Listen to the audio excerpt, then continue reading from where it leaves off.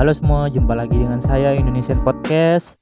Apa kabar kalian semua? Saya harap kalian semua baik-baik saja.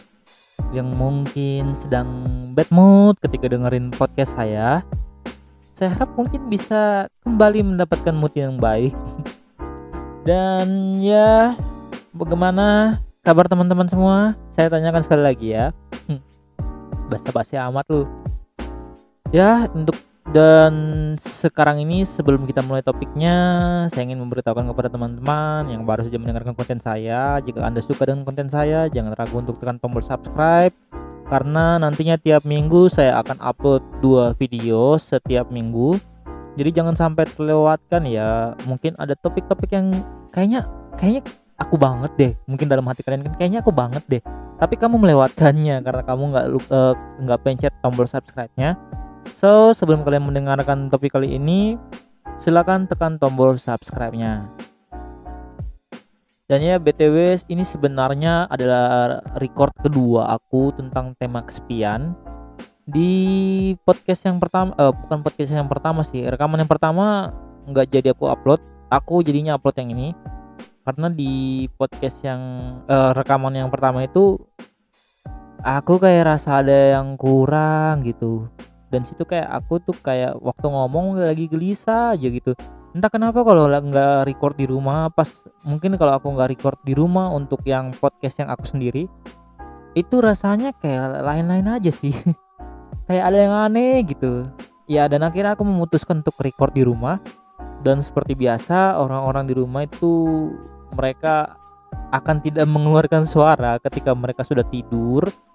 Dan di rumahku itu juga ada orang muda selain aku sendiri, so aku harus menunggu sekitar tengah malam untuk nunggu mereka tidur. Dan ya, aku recordnya ini tengah malam. Dan topik kali ini aku rasa teman-teman udah pada tahu ya apa yang akan kita bicarakan. Ya, dan kita akan membicarakan tentang kesepian. Kesepian itu adalah ketakutan terbesar semua manusia di muka bumi ini. Karena nggak ada satupun orang yang ingin kesepian dalam hidupnya. Gua akan mencoba untuk menggunakan pertanyaan wartawan itu yang when, how, what, dan where. Biar mungkin lebih terstruktur ya. Mulai dari what, mengapa sih manusia itu takut dengan kesepian, dan mengapa manusia bisa merasakan kesepian. Gue merasa manusia itu bisa kesepian dan takut akan kesepian karena pada dasarnya manusia itu dilahirkan sebagai makhluk sosial, dan oleh karena itu kebutuhan sosial itu menjadi kebutuhan yang utama juga. Selain lu perlu makan, lu perlu minum, lu juga perlu untuk bersosialisasi. Dan terkhusus di keadaan sekarang ini yang dimana kita sedang menjalankan PPKM, dan itu membuat kita harus terbatas sih untuk melakukan kontak fisik ataupun kontak sosial dengan orang-orang di sekitar kita, atau juga mungkin kontak secara media sosial mungkin dan lain sebagainya, sehingga kita akan merasa depresi. Gak jarang akan ada yang depresi karena merasakan kesepian, mungkin mau ngobrol sama teman-temannya, rindu mau ketemu, mau gibahin orang, mungkin mau bicarain si itu si ini yang udah punya penghasilan sementara kitanya masih dikatain beban tetangga. Ya, dan itulah yang menyebabkan manusia itu akan selalu kesepian, dan kesepian itu adalah hal yang paling menyakitkan. Gue udah membahas topik 2 minggu lalu tentang me time. Dan di sini gue akan membedakan antara lonely dan alone. Gue membahas bahwa di 2 minggu yang sebelumnya gue membahas bahwa kesendirian itu membawa 2 dampak. Dampak yang pertama itu adalah negatif dan positif.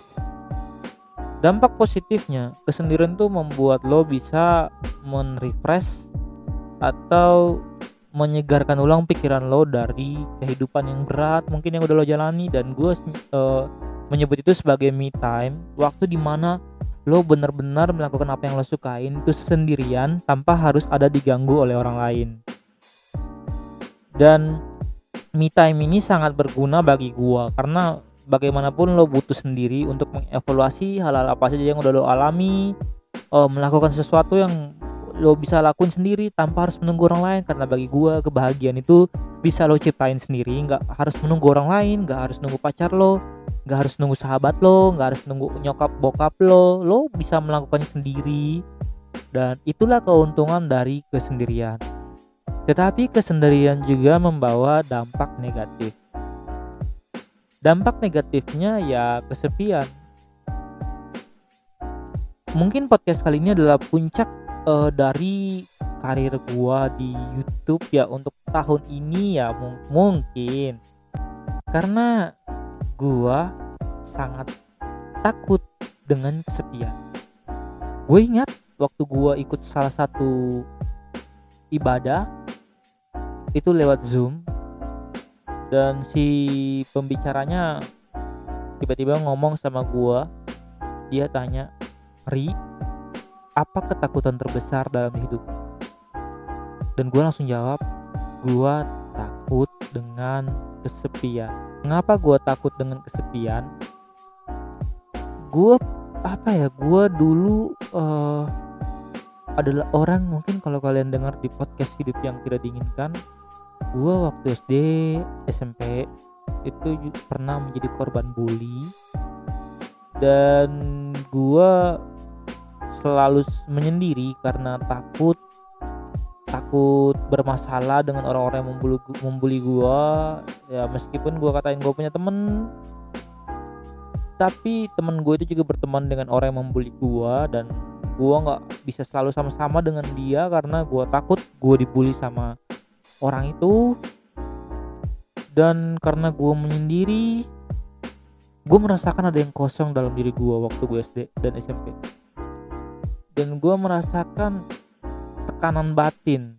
Karena bagi gue diri kita ini seperti tempat sampah, dan kita menerima sampah-sampah dari dunia ini, dan kita perlu tempat sampah yang lainnya agar kita bisa berbagi sampah kita. Karena kalau kita menerimanya semua sendiri, maka kita akan tong sampah itu akan tumpah, dan itu mendefinisikan kita yang meledak sewaktu-waktu. Dan bagi gua, ketika gua kesepian, gua nggak punya tempat untuk men-share apa yang ingin gua sharingkan ke orang-orang lain. Dan juga gua di usia yang dewasa ini ya, gue bukan lagi kesepian ketika gue nggak ada temen. Meskipun lu bertambah dewasa, lu akan mengalami yang namanya temen-temen lu berkurang. Gue nggak tahu juga kenapa fenomena ini terjadi. Yang pasti makin bertambah umur lu akan semakin merasakan yang namanya temen-temen lu berkurang. Gue merasa kesepian ketika gue ada di tengah keramaian orang-orang. Dan ternyata faktanya yang unik, kesepian itu nggak lo alami ketika lo sendirian, tetapi juga bisa lo alami ketika lo berada di tengah banyak orang. Dan kesepian itu disebabkan ketika lo nggak menemukan orang-orang yang sefrekuensi dengan lo, yang lo rasa ini nih orang yang tepat nih buat gue share ke dia, ini nih orangnya yang pas. Lo gak menemukan itu, dan that's why lo feeling lonely. Jadi itu aja sih yang membuat gua merasakan kesepian, dan orang-orang lain pada umumnya juga merasakan kesepian. Dan kesepian memang adalah hal yang paling menyakitkan. Kesepian ini dialami oleh semua orang. Bagi gue juga salah satu orang yang kesepian, yang menurut gue itu adalah orang yang sering aktif di media sosial, yang mereka selalu pokoknya selalu aktif lah. Gue nggak bisa juga bilang mereka postingnya, mereka sering-sering posting dan kita langsung judge mereka aktif. Pokoknya dia selalu aktif di media sosial dan nggak punya waktu untuk interaksi dengan dunia luar. Gue bisa bilang itu juga orang yang kesepian. Karena mereka gini ya, lo membagikan sesuatu di media sosial itu bukan karena lo membutuhkan like dan dislike, tapi lo membutuhkan reply dari seseorang. Dan itu mendefinisikan lo membutuhkan perhatian dari seseorang. Jadi gue bisa bilang itu orang yang sering aktif di media sosial itu juga orang yang kesepian. Dan yang sering gue temuin bahwa begitu banyak kasus bunuh diri karena kesepian. Gue sendiri pun pernah mencoba untuk bunuh diri. Kok belepotan sih. Gue sendiri pernah mencoba untuk bunuh diri karena gue merasakan kesepian dan tekanan batin di saat yang bersamaan. Tapi syukurnya agama masih mengikat gue sehingga gue bisa mengontrol diri gue. Mungkin saat itu gue mengalami quarter life crisis dan gue nggak bisa menguasai diri gue. Untungnya agama waktu itu mengikat gue masih kepikiran takut masuk neraka. Ari, kok takut masuk neraka ya? Ya iyalah, emang lo mau dipanas api neraka? Gue sadar kalau gue dulu itu gue sadar kalau gue bunuh diri pasti gue ke neraka. Dan gue sadar bahwa bunuh diri itu nggak menyelesaikan apapun. Itu hanya menyebabkan gue masuk ke penderitaan yang selanjutnya, yaitu neraka. Dan hal-hal apa yang menurut gue bisa menyebabkan orang kesepian, yaitu ketika tadi gue sudah sebutkan ya yang tadi tuh.